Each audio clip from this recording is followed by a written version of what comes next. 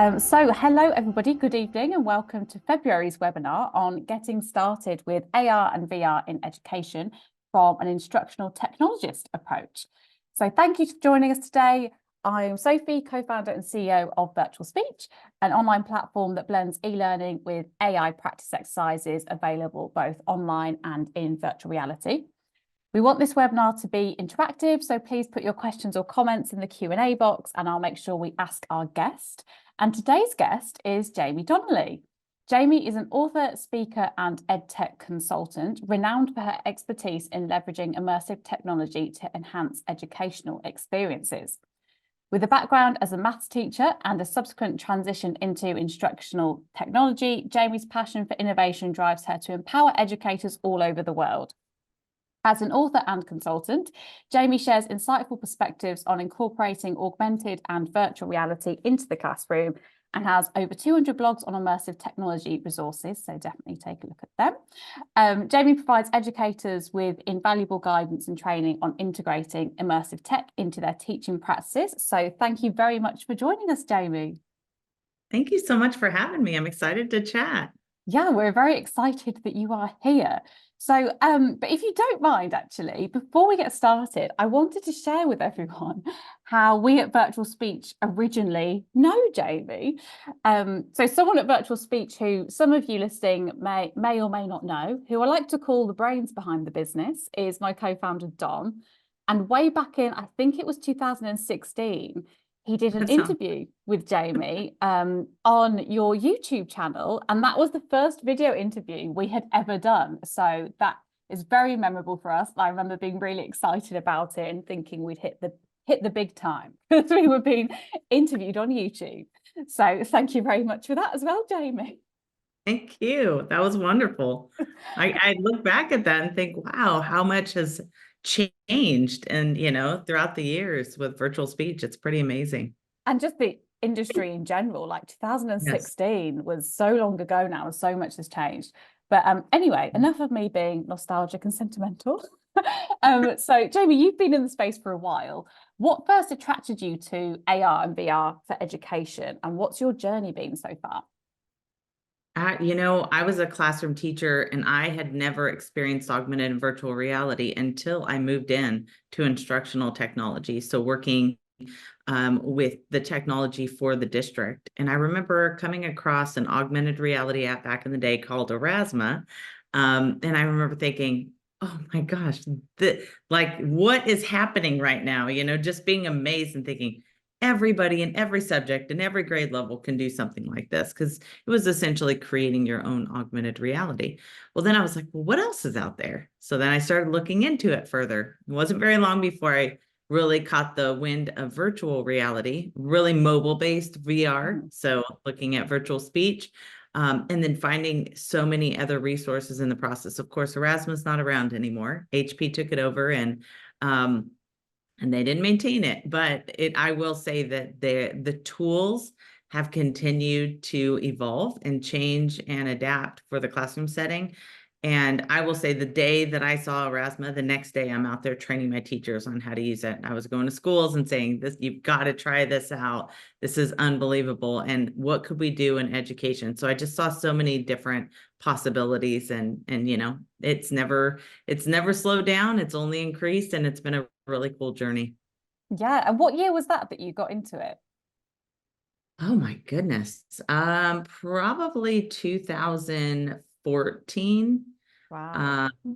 It was a couple years prior that I really started kind of catching wind. I started then presenting on augmented reality and at conferences and connecting with other people on Twitter and the things that they were doing. And then, from there, just really getting inspired. It was actually when I did the interview, it wasn't very long after that I got in touch with ISTE, who is the International Conference for Educational Technology, mainly based in the US, although it's international, it's attracting people outside. But they had reached out about writing a book about virtual reality. And I said, no, you need to bring in augmented and virtual reality. Like these two should be together.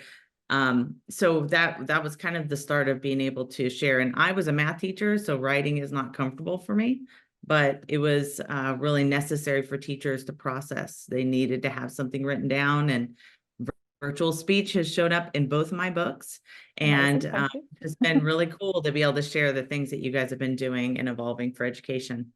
Oh, amazing. Thank you very much. Yes. So what are some of your favorite apps that you've used in the classroom over the years? There have been some that, earlier, a long time ago, got in touch with CoSpaces. They're a Edtech company based out of Germany, and they had built a really cool platform to create content. I'm a believer that everybody starts with the experiences, and those are important, and they're always going to be there. But we also need to give opportunity for our students to be able to build and design and create. So CoSpaces has been one that has definitely been pretty consistent. Merge, another huge one that I have just been, loving from the very beginning. I actually got connected to Merge way before. Let me see if I can get this in my camera. I don't even know if I have it up there. Are you looking for the Merge VR headset? My viewer is actually, I'm having to go backwards. If I zoom in on you, maybe. Behind the Merge cubes. Behind the Merge cubes. But I have a viewer that was sent over to me because tools like VirtualSpeech that I needed to go in and experience, but I wanted to put it in a viewer to give it more of an immersive feel at the time, having it on the mobile device and being able to look around and experience things. So they sent me one and I was like, this is ridiculous. Like, there's no hardware, there's no anything. All it is a viewer, and it's expensive. So back and forth collaboration. And then I started asking questions like, well, can it do this? And they're like, actually, yes, it's passed this so many story drop test. Well, can I plug in headphones so that I can hear the spatial sounds? Yeah, well, actually, you have inserts. And then they just started naming off all these yeses. And I was like, wow, this actually could be really beneficial for the classroom. It wasn't long after then they released their first Merge Cube kind of experience, which I have one right here. And then, they've continued to grow. And I actually have one of the original Merge Cubes that don't work anymore because some of the sides have changed, but really cool to kind of demo and see the progress of that. So there have been some tools that have been longstanding that have been really valuable in the classroom, and they've learned to make sure that the application and the privacy and the resources, all of the above are there. I will say lately, I've been super excited to see with Verizon Innovative Learning, they have a platform now where they have tons of immersive experiences. And VirtualSpeech would be a really good one to be on there as well. But they have the new McGraw-Hill app that came out that is incredible. I'll be doing a webinar on that tonight, all subjects and content. So there's just so many things out there, and really many of them are available for free. You can use them to a free, on a free account, even if you don't have all the bells and whistles. I think getting your feet wet and understanding how to use it in the classroom, and then coming up with why you need to have budget for a tool like this, because you see the value of it and you see the experiences for those students. So really kind of just getting exposure to those resources and trying them out. They're all available. Right, thank you. And I think when we upload this to YouTube, we'll list a few of them as well, so it's easy for people to connect with them. So in your experience, what are some of the hurdles that instructional technologists face and classroom educators face in implementing these technologies? Yeah, and I'm no longer an instructional technologist in a district, so I work with a lot of districts, work with schools to help support them so that they're implementing immersive technology, practically and correctly, that helps them avoid those roadblocks, right? Oftentimes people are jumping into these different types of tools to say, I like that, I love VR, let's buy it, and then we'll figure out where the application is later. And I think that, unfortunately, that's not the right plan. I don't necessarily always say everybody needs to have, a Quest in their classroom.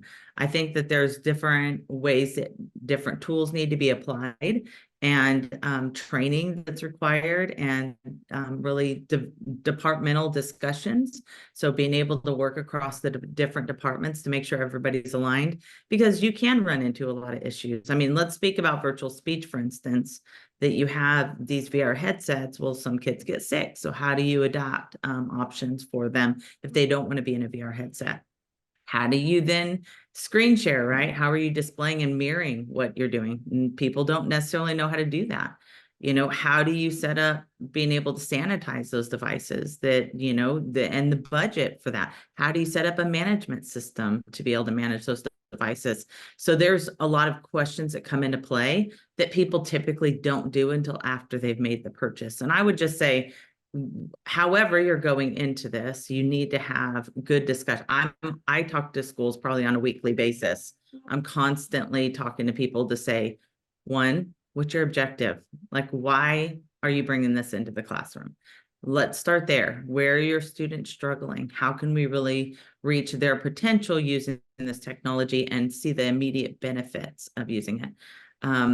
Three, what do you have currently available to you right now? Let's maximize the use there and build a case on why you then need to purchase the headsets in that case. So there is so many things and processes that I think need to happen and getting implemented correctly so that they're not hitting all those roadblocks along the way. Because what can happen is they get stored in a closet and they never get used because they can't connect to the internet. IT wasn't brought into the process, so they didn't actually allow you to do anything. Then they required all these crazy logins and they all have to be unique, right? So then they're like, well, I can't get a unique login for this.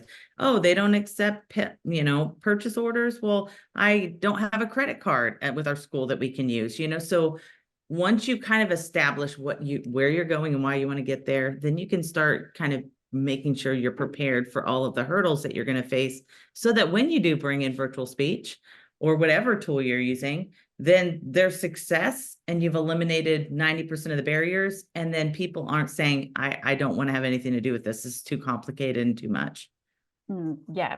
And in terms of different stakeholders within an education organization to get involved at that stage, you mentioned about getting IT on board, so that everything can be enabled from their side. Are there any other departments that you would recommend that people speak to early on in the process?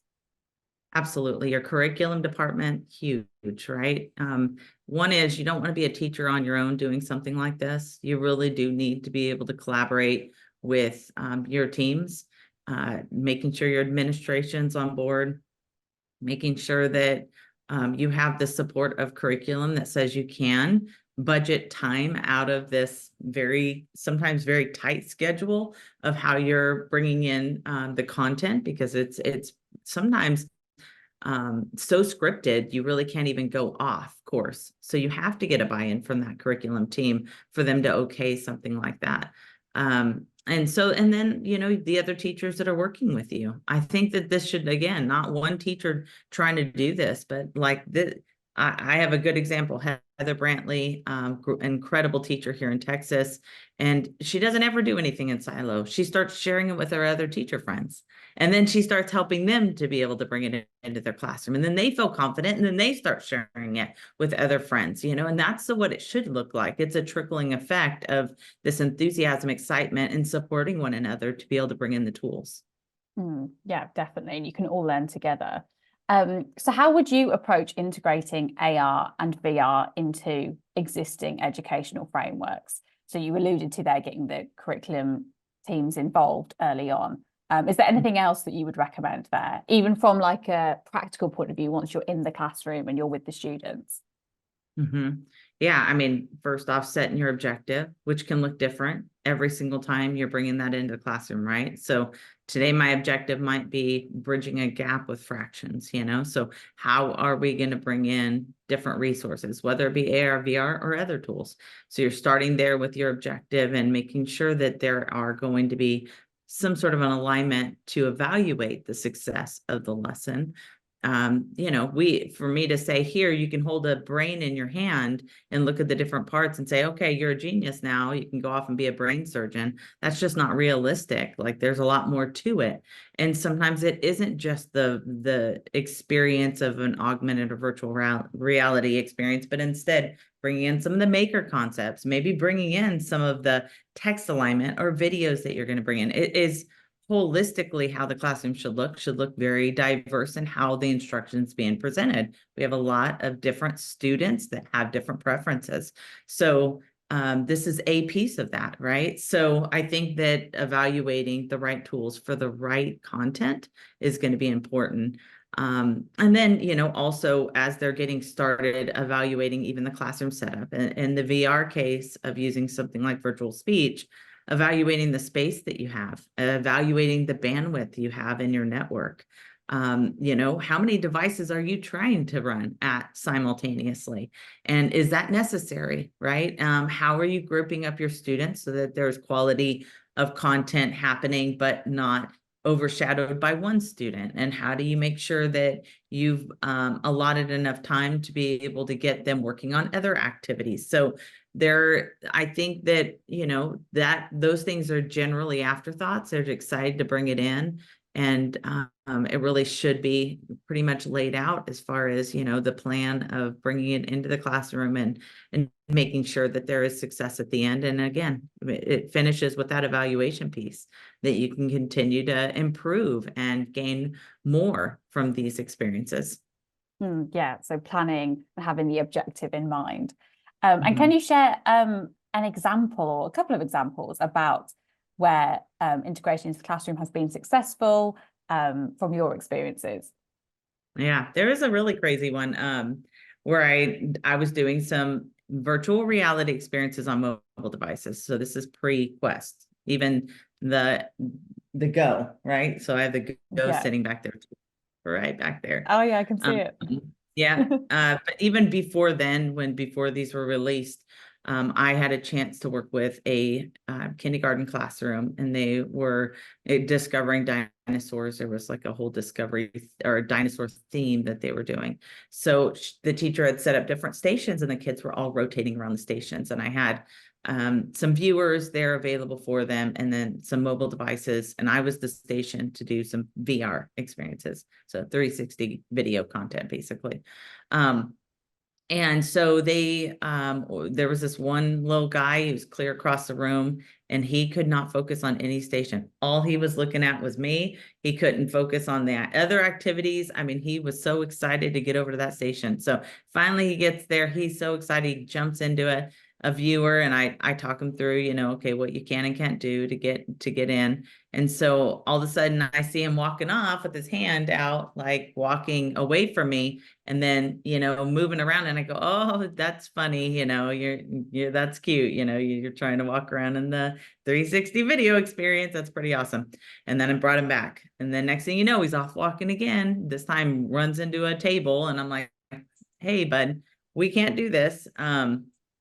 You need to make sure you're being safe. We don't want to run into other kids. If you do this again, I'm gonna have to take it away. And sure enough, he did it again, and I had to take it away. And so afterwards I was talking to him, and I was like, what did you think? Did you like the experience? And he was like, wow, yes.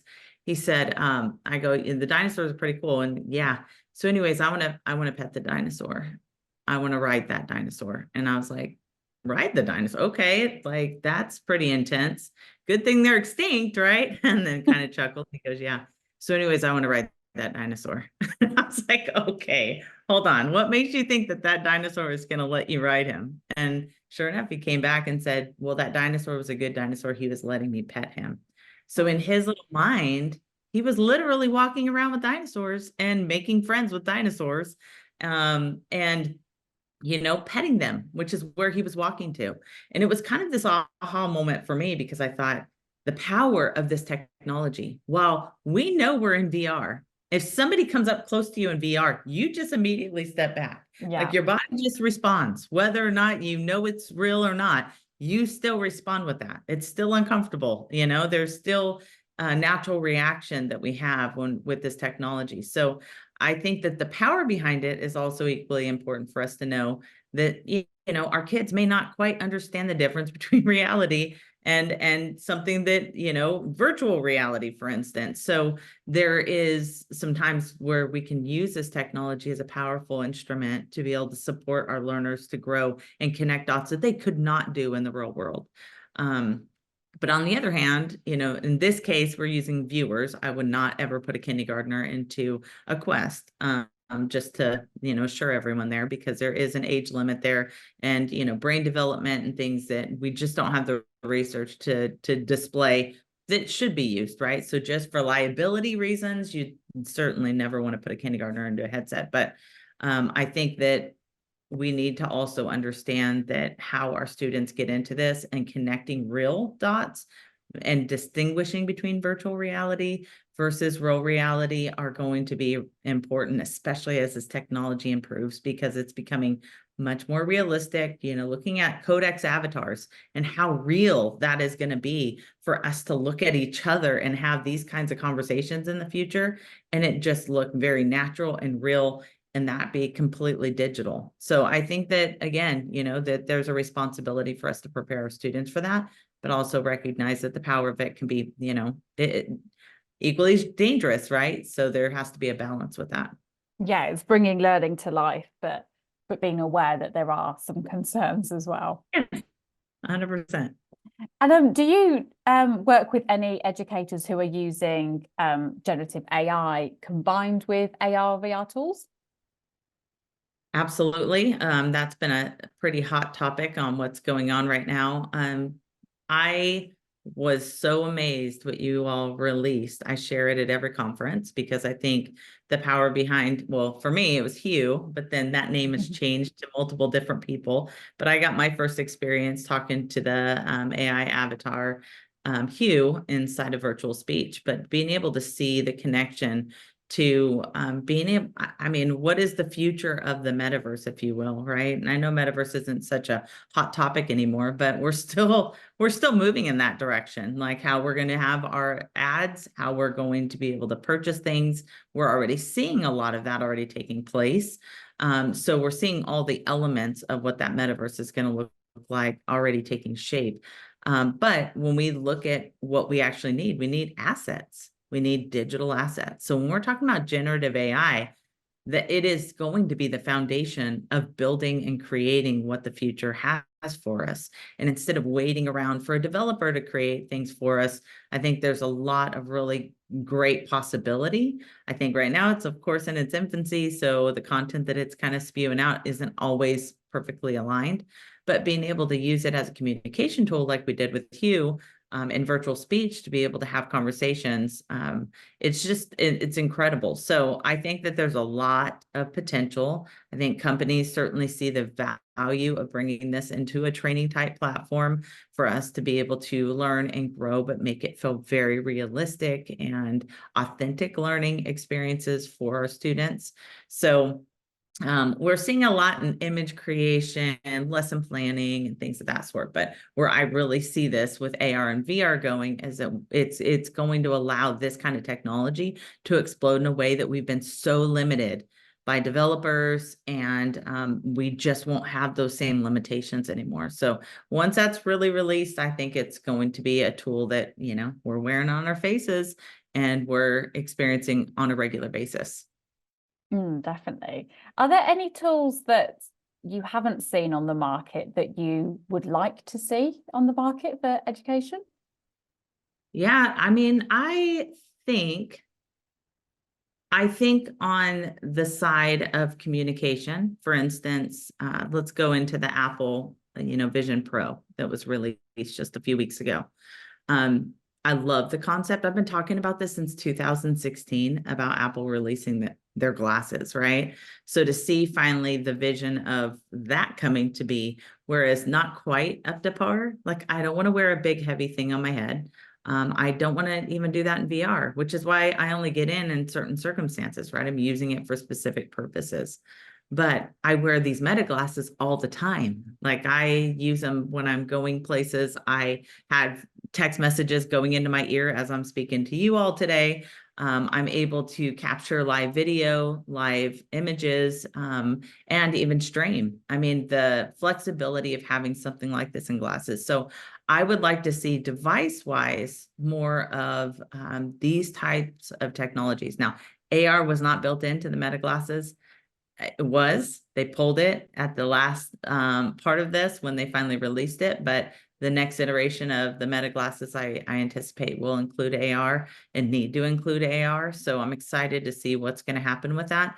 But again, bringing in the virtual reality, that mixed reality concept of where we're going in between our real world, but still having these, digital experiences and opportunities there, I think are going to be really powerful. So I look forward to the right device being released, because we've all been really eager to see that happen. And when we're talking to Hugh, I want Hugh to be sitting here with me, and being able to just look over and talk to you, not ask Meta and their AI bot, questions and them give me a limited response, but being able to just have that avatar available in a very realistic way. So we'll see. We'll see what comes to be and what you guys create and what others create, but I think there's a lot of possibility. Well, in terms of AR, Hugh, watch this space, Jaime.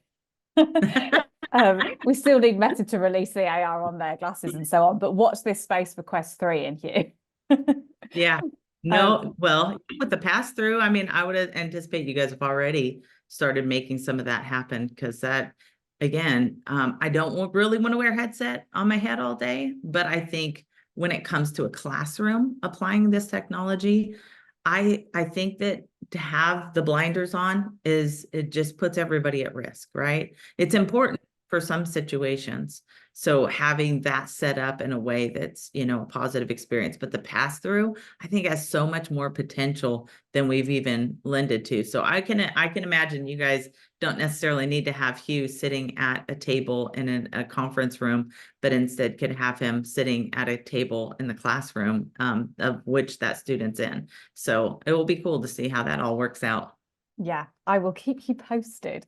I also love that you're talking about using VR like where it's best placed. Like a lot of people who have been in the industry for years, or who are big advocates for AR and VR, I feel like sometimes go a bit overboard with how great it is and wanting to integrate it into every part of life. And I'm definitely on the same wavelength as you there, that I don't want to walk around with a big headset on my face, but VR definitely has its place and its use cases, and I will use it for that instead.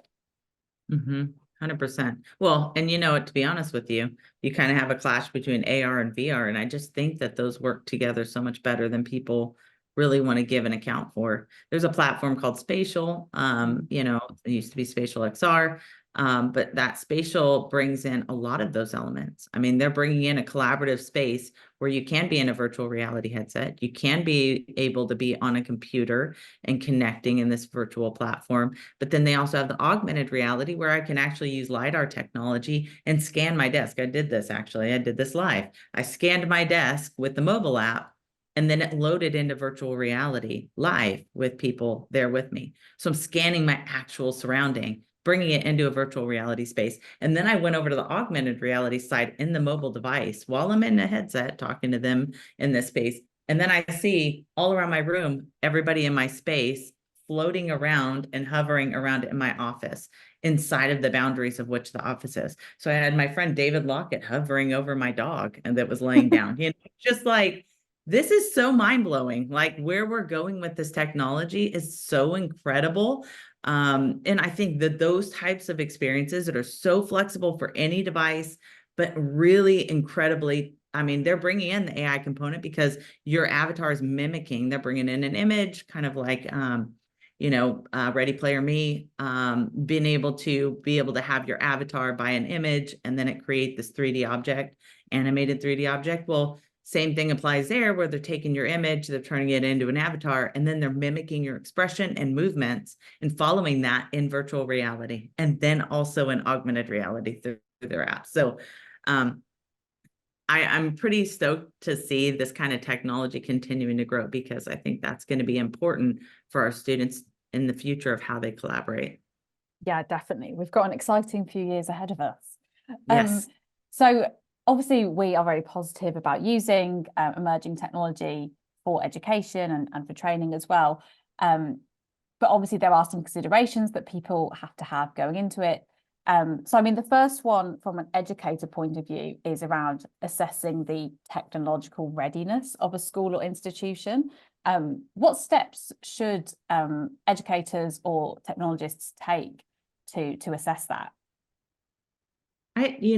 Oftentimes it's recognizing, do you have time? Do you have budget for training? that is going to be required. And it could be training internally, right? You have the right instructional techs on your site, but they need proper training, or they have that training, but have you budgeted the time for that training? So oftentimes it does come back to somebody sitting there working with them, helping to support them, evaluating those resources, evaluating the needs, and identifying what the goals are. So it is a process that they need to go through. And I think that it varies, and oftentimes our outcome is not what they think it's going to be at the beginning, but it's a recommendation to move into that as they need it. So to say jump right into a VR headset when there hasn't been you haven't established where that individual teacher's expertise is, what they are capable of bringing into their classroom at the time, the limitation of time. Maybe they don't have a planning time, maybe that they've only been given a small amount of planning time to prep something like this. And this could take all day to get ready, so there could be just so many factors that are aligned with it. But sitting down and having, an open-ended conversation as to where are we at currently, where do we need to get going to in order to properly bring this in here successfully? And then where do we come back and reflect on that process and then make changes and start that process all over again, right? So, but it does take that instructional technologist kind of being the thought leader in this case and saying, this is what's out there, but let's hear what you need. We don't need to start with what's out there. We need to start with what are the needs of our students. And that is so different in every classroom. So once you can identify the needs, then you can really move forward with the right tools. Yes, definitely. And I think that's something that probably every learning technologist can relate to, is that one of the hurdles that they will come up against is around concerns related to data privacy and security. How would you recommend people to address those concerns, or what are some of the common concerns that you've heard, and how would you respond to them? Yeah, I mean, initially when the quests were coming out, teachers were putting in their own Facebook accounts, and then they were like handing them over to kids. And I'm like, oh my word. First off, we don't really trust Facebook, if we're honest. But secondly, we really have to deal with the fact that teachers were putting out their information and their connection to their accounts. Thankfully, we've come a long way in the past couple of years for that. Now you can have a Meta account and you don't necessarily have to have a personal, but who sets that account up? And how are we making sure that that account is something available beyond that teacher? That teacher moves over to another school district. What happens to those devices? Who knows the access in order to get into those accounts? So again, going back to the collaboration across different departments, IT being able to manage some of that stuff. No matter the transition or turnover, we essentially have other people that are involved in the process to know how to pick it up and keep it going. But then you also have issues with dealing with, social accounts like this, where you can stream live inside your headset, or, typically what information is collected when we're dealing with AI, where is that going? And who's using that information? What personal information should my students be releasing? And that's where the training comes in to how you should deal with AI in general, but certainly something that we need to have our students really getting a grip on, as well as the legal aspect of it, what, laws are coming into play, so that we know that we're not violating either our school or our region or our country, whatever those mandates are coming from, right? And they're all being written right now. So there is definitely some things that we all should be aware of. But in light of that, making sure that our students are prepared, they understand what to communicate, so that they're not giving out personal information, and then also having the being anonymous enough to where there isn't a collection of that individual. So there's, I think, factors on that privacy aspect that are important. Sometimes so regulated that AI isn't even an option. Yeah. Currently we have a lot of states that are kind of like, I don't know where we stand on this. School districts that are like, I can't be for this yet. Like, we need to see this play out. So there's a lot of caution, rightfully so, because there is some danger associated with that. But then we're using tools like Zoom. Well, Zoom has an AI component in here where it can collect information and then it takes that information. So is it protected? Is it managed? Is it sending it off to, the machine where it's taking in all that information and recycling it for other responses and such? So there's certainly some things that we need to be considering in the process of which tools we're bringing in and how we're bringing it to students. I think, higher education would be a different judgment call than you would have for your middle school kids. So, there's just those considerations that we need to take into account before we jump in head first. Definitely. And we'll head over to Q&A soon. So if anybody's got any more questions, please pop them in the box. But before we close out to audience questions, I have a couple of final ones, which hopefully are a little bit more fun.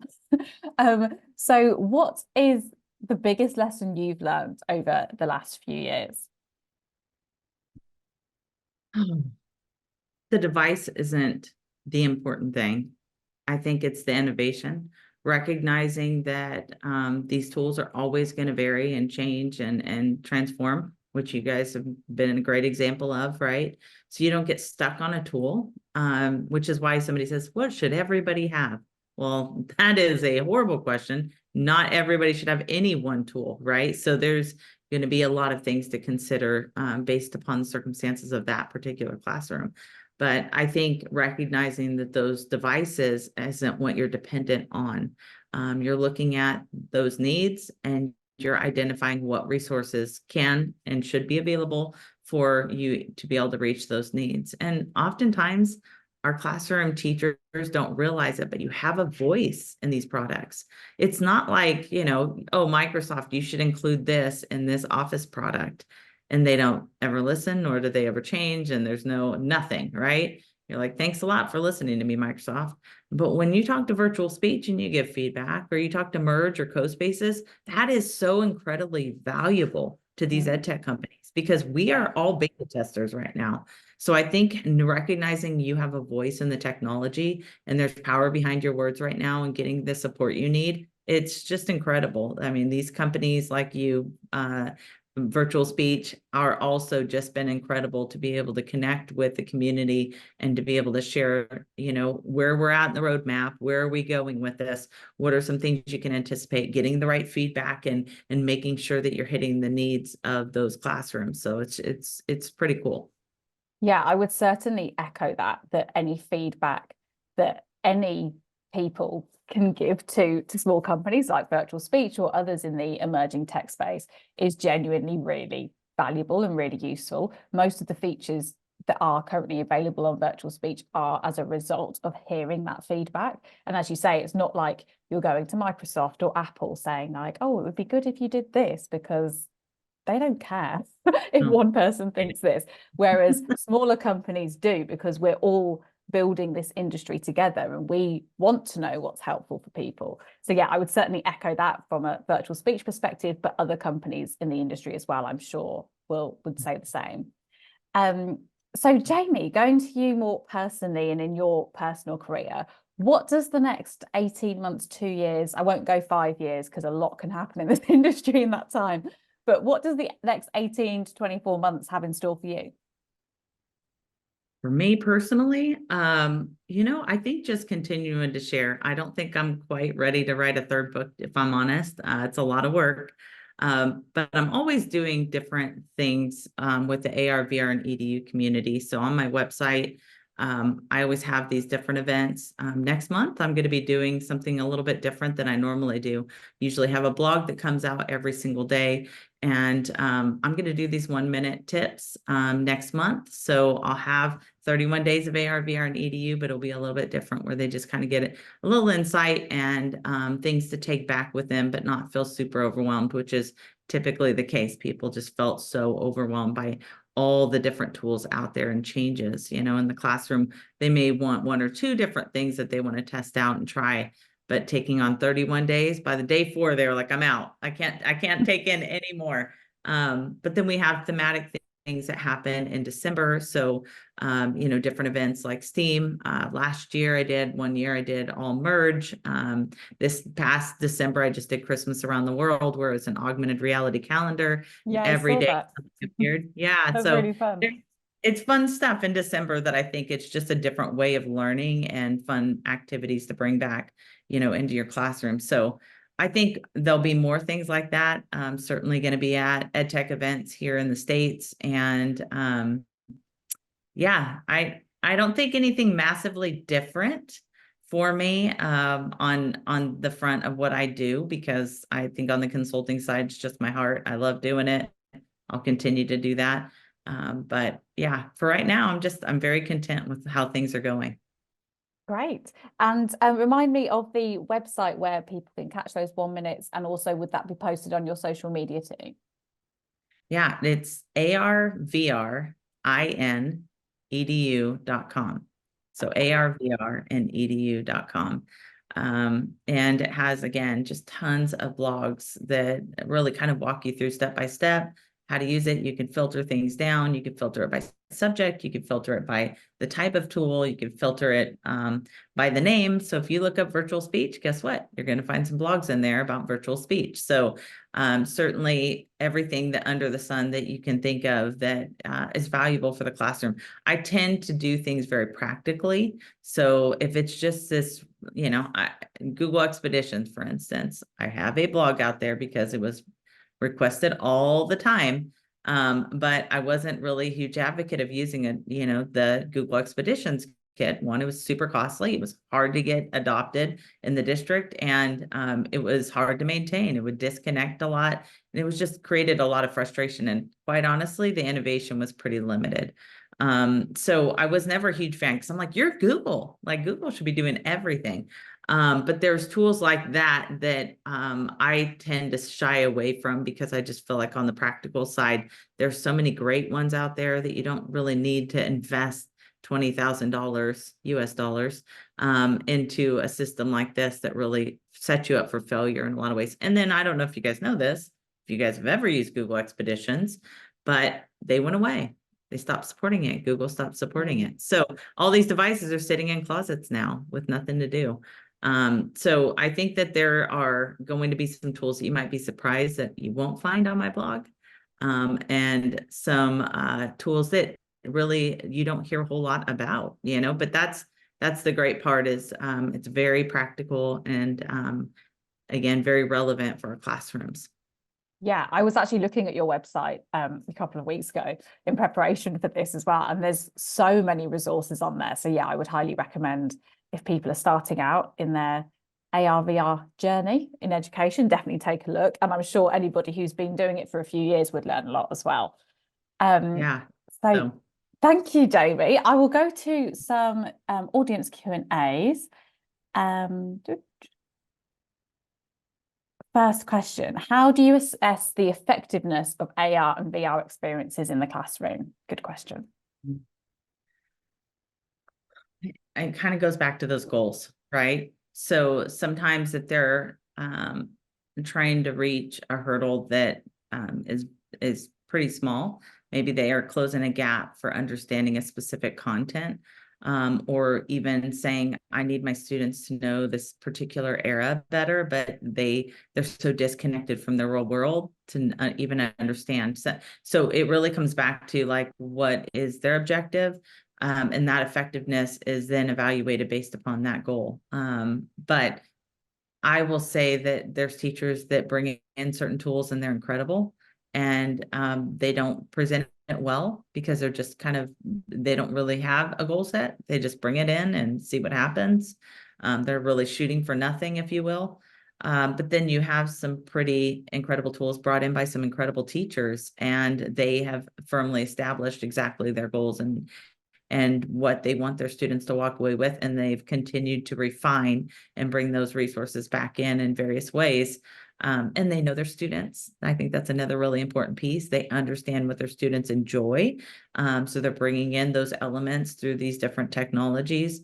whatever it is, whether it be AR, VR, or whatever technology, AI, or, any other type of tool out there. But if they can recognize where their students are at, what their students' needs are, what their interests are, I mean, they can do it well. So oftentimes it comes back to that teacher, one, clearly identifying their goals, and two, being able to properly bring in the tools through their training and expertise as well, to make sure that it hits the mark for their students. Brilliant, thank you.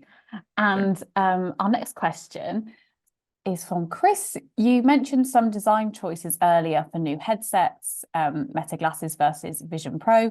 What are some of the considerations for headsets for using with multiple students? What's the best headset, in your opinion, for large rollouts in education at the moment? Oh, that's such a good question. I will tell you, Chris, that I am not a huge advocate of having headsets in every classroom. And I think there are quite a few factors in that. It's not saying that it's not possible. It's saying that most people have not properly prepared. So unfortunately, they hit a lot of roadblocks when they get them. And then when we have conversations after those, I wish I would have talked to you because we went out and bought these. And it would have been better if we went in this direction, right? Or even, oh, we're going to buy the Quest 2 right now because guess what? They're on sale. And it's like, that's usually a bad sign with Meta.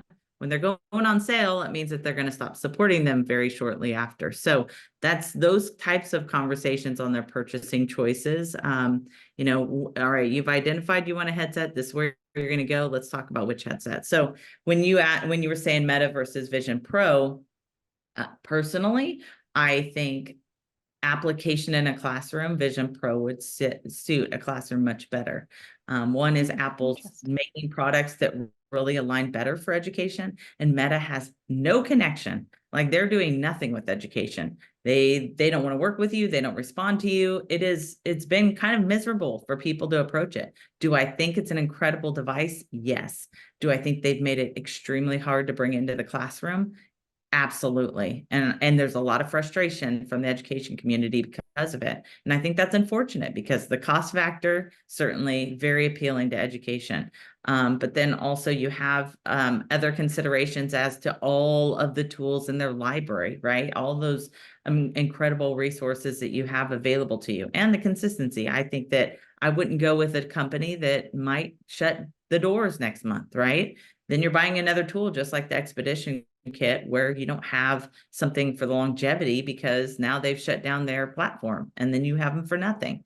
So if I were to pick a device between, and I don't want to name companies by name, but those other companies that have their own headset associated only with their own content, I would not go with something like that. I think that there's risk associated. Not saying that it's not cool.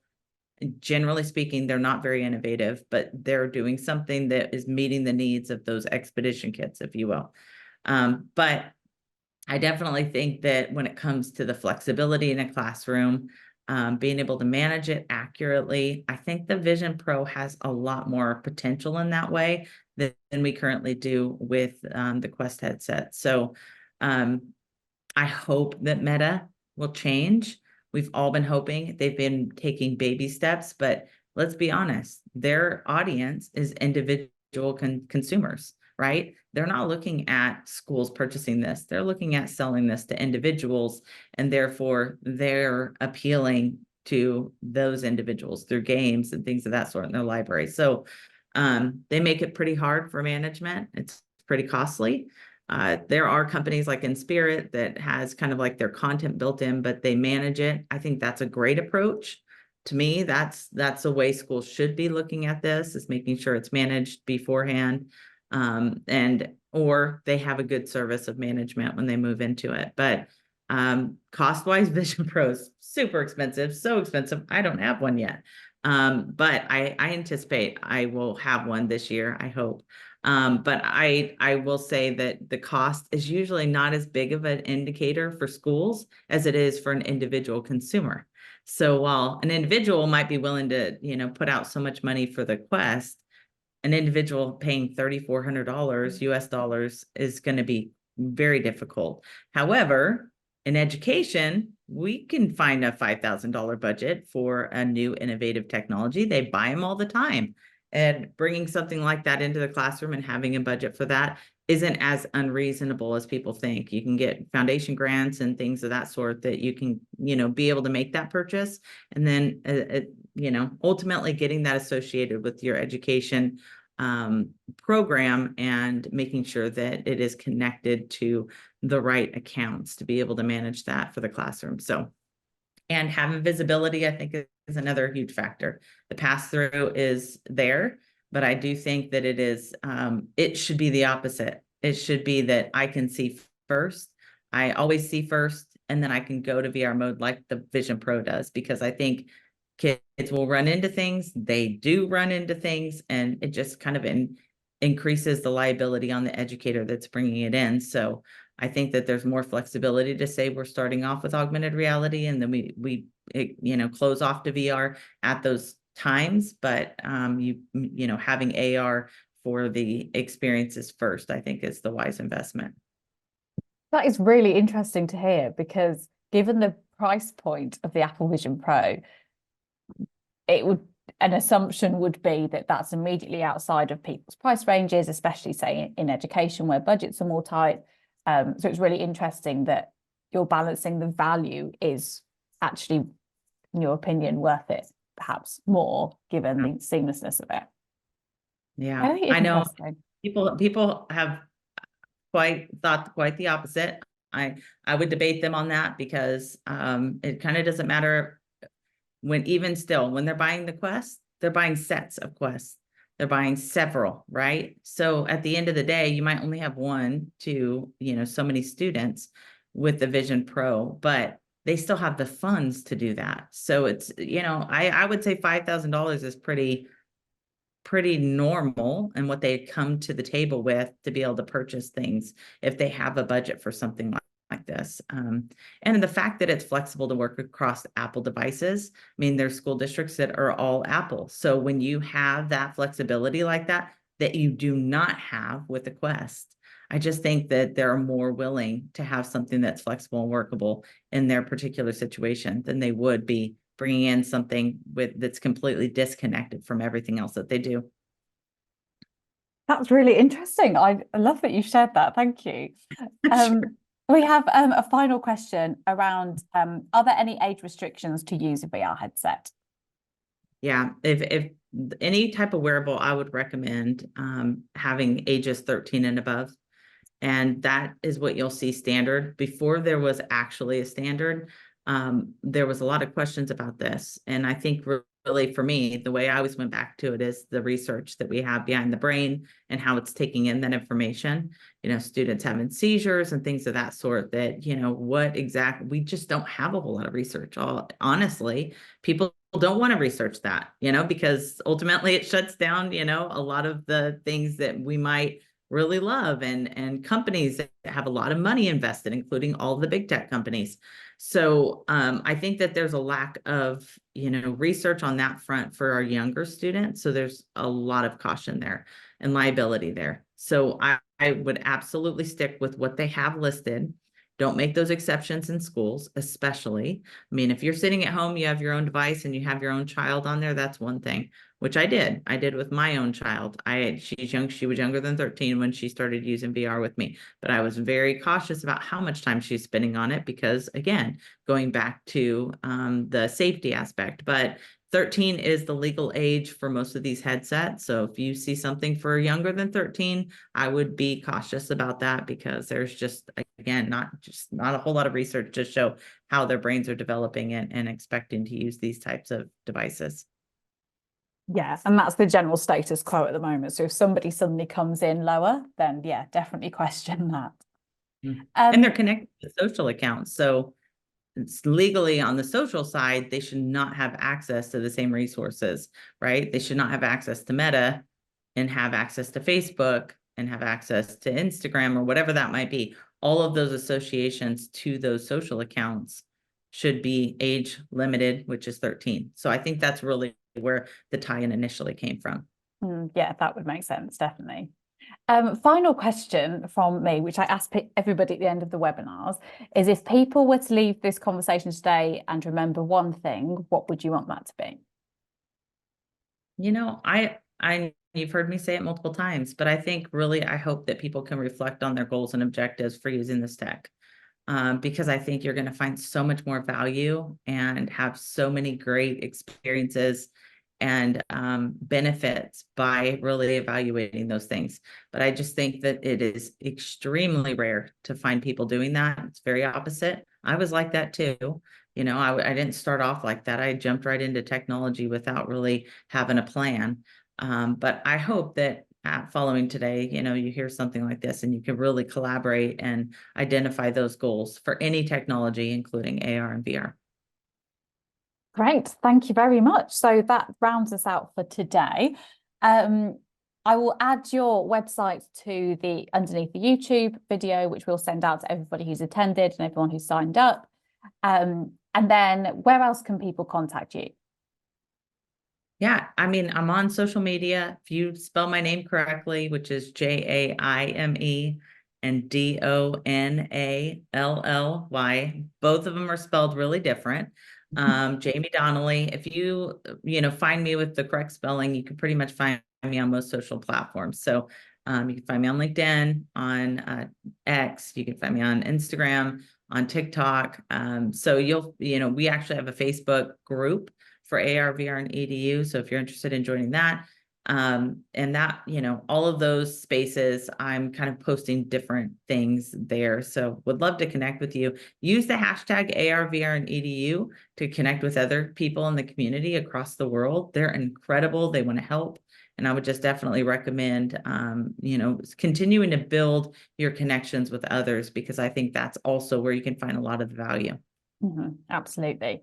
Okay, amazing. Well, thank you so much, Jaime, for joining us this evening. I've definitely learned a lot, so I'm sure other people have as well. We'll put all of those details in the description so people can contact you if they'd like to. So yeah, thank you everybody who's joined us and have a lovely evening. Thanks, everyone. Thank you. Bye.